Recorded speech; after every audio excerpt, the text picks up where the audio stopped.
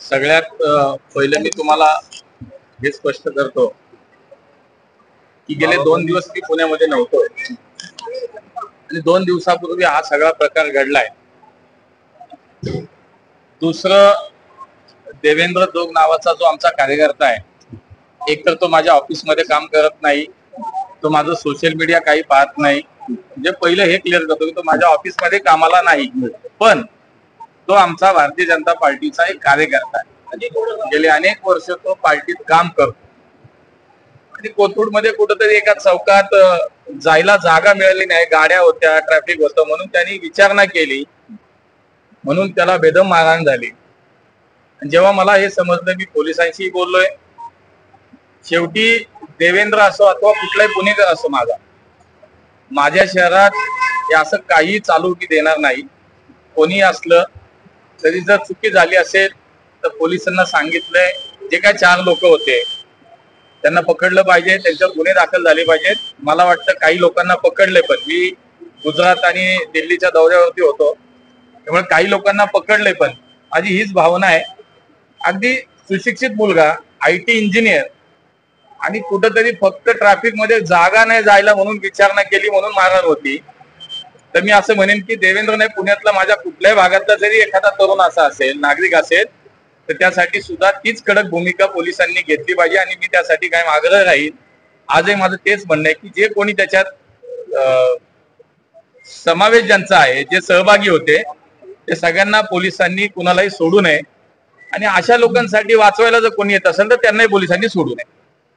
जी टोळीचे जे रील्स आहेत आजही व्हायरल होतात। आयुक्तांनी इथं चार्ज घेतल्यानंतर त्यांची ओळख परत केली, खूप वाहवा झाली, पण आजही ती टोळी त्यांचे रील्स व्हायरल करते आणि खंडणीची वसुलीचे प्रकार सुरू आहेत। पुणे पोलिसांनी खरं तर हे आत्मपरीक्षण आता केलं पाहिजे। पुण्यासारख्या शहरात, जसं तुम्ही आता मला प्रश्न विचारलात की रील्सचा विषय, पुणे शहरात सोशल मीडियावरती आपण अनेक जणांचे रील्स बघतोय, फोटो बघतोय, काय काय बघतोय।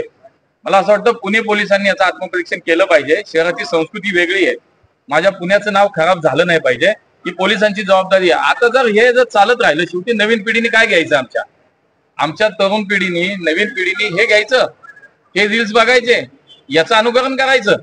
त्यामुळे पोलीस आयुक्त असतील, सर्व पोलिसांना, सर्व पोलीस अधिकाऱ्यांना माझं हे सांगणं आहे की या शहरातलं हे सगळं ताबडतोब थांबलं पाहिजे, नाही तर अन्यथा मग आमच्या पद्धतीने आम्ही काम करू। 2 दिवसापूर्वी पुणे पोलीस कमी पडतात की गृहमंत्री कमी पडतात?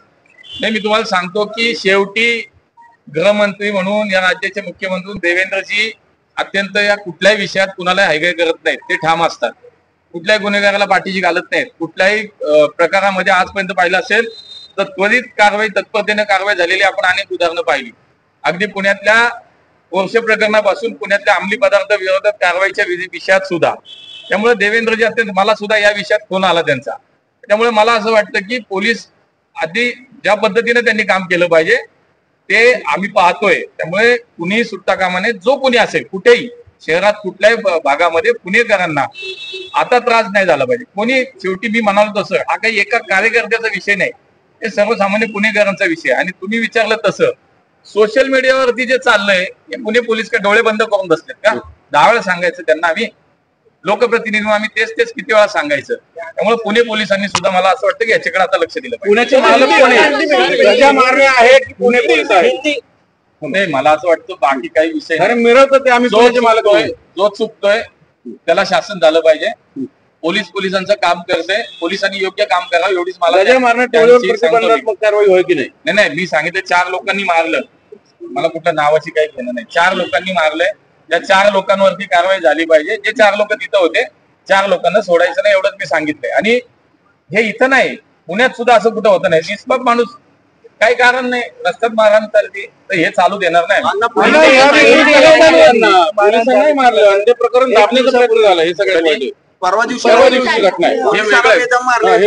मग तर मला असं वाटतं पुणे पोलीस आयुक्तांनी आता खरंच याचा गंभीर विचार करावा। जर पुण्यातल्या पोलिसांवर सुद्धा हात उचलला जात असेल तर माझं पुणे पोलिसांना सूचना आहे, आता मी कडक सूचना देतो त्यांना की हे आता चालू देणार नाही। मी तुम्हाला आताच सांगतो, यापूर्वी अजितदादांनी सुद्धा आयुक्तांवर नाराजी व्यक्त केली होती, सातत्याने वरिष्ठ स्तरावरून, मंत्री स्तरावरून आदेश असताना कारवाई का होत नाही? हे बघा, पुण्याचं नाव हे देशाच्या, जगाच्या नकाशावरती एक वेगळ्या अर्थाने घेतलं जातं। एक सुसंस्कृत शहर, एक या ठिकाणी विद्याचं माहेरघर आणि एक विकसित शहर म्हणून त्या ठिकाणी या शहराचं नाव खराब करण्यासाठी म्हणून जे जे चुकीचं होईल ते कोणी सहन करणार नाही, त्याच्यावरती कारवाई केली जाईल. पोलीस आयुक्तांनी याच्यामध्ये खबरदारी घेतली.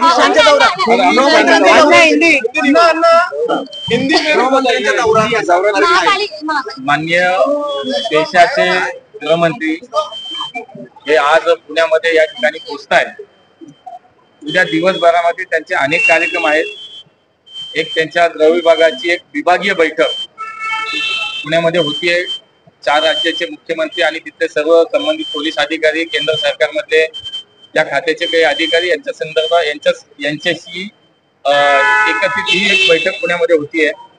त्यानंतर आपल्या पुण्यातली जी बँक आहे, पुणे जनता सहकारी बँक, याचं 75वं वर्ष आहे. त्यानिमित्तानं सुद्धा एक कार्यक्रम होता, त्याच्यातही माननीय अमितभाई सहभागी होत आहेत. आणि त्यानंतर एक राज्य शासनाचा कार्यक्रम आहे बालेवाडीला, प्रधानमंत्री आवास योजनेच्या घरांच्या संदर्भाचा एक कार्यक्रम आहे. तिथे ते उपस्थित राहणार. असे 3 कार्यक्रम त्यांचे उद्या पुण्यामध्ये आहेत आणि मग ते उद्या संध्याकाळी परत. पुणे पोलिसांना आता खडसावलं, पण राहुल सोलापूरकरांचा जो व्हिडिओ आला शिवाजी महाराजांवरचा, तो व्हिडिओ पाहून आपले आयुक्तच म्हणाले की यात काही तथ्य नाही. बघा, त्यावेळेस सुद्धा सगळ्यांची तीच भूमिका होती. चुकीचं असेल त्याला कुणी पाठीशी घालणार नाही. आयुक्तांनी तेही त्यावेळेस तपासलं पाहिजे. त्यावेळेस सुद्धा मी आजही सांगितलं, जे जे चुकीचं आहे ते कुठले माफ केलं जाणार नाही. चुकीचंच वक्तव्य त्याचं कोणी समर्थन केलं ते चुकीचंच आहे. सुरक्षा दिली जाते त्याच्यावर आक्षेप आहे.